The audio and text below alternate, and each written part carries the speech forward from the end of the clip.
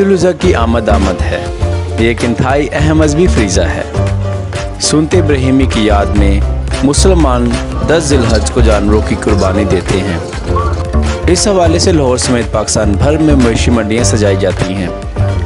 शहरियों की ख्वाहिश होती है कि मंडियाँ सजते ही मुनासिब कीमत में खूबसूरत जानवर खरीद सकें, लेकिन गर्मी के बाइस मवेशी मंडी में ख़रीदार ना होने के बराबर है। जानवरों की कीमतें आसमान को छूने लगी हैं, जबकि ख़रीदार कीमतों की वजह से शिकवाकुन हैं। इधर व्यापारी भी मंडी में नाक़िस इंतज़ामात पर नाला नज़र आते हैं।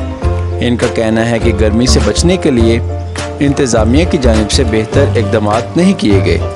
गर्मी भी ज़्यादा है, व्यापारी भी है, माल भी आ रहा आस्ता आस्ता, लेकिन जो है ना ख़रीदार कम है। ख़रीदार इस वजह से कम है, तो गर्मी भी है, रेट भी ज़्यादा है, ऊपर से ईद में दिन भी काफ़ी पड़े हुए हैं, लेकिन जो है ना रेट में काफ़ी ज़्यादा इजाफा है। डबल रेट चल रहे हैं इस टाइम। जो पिछले साल जानवर 2 का 2.5 का मेरा था, वो इस टाइम 5 लाख रुपये में जानवर को तोड़ रहे हैं कि इससे नीचे नहीं हम देंगे।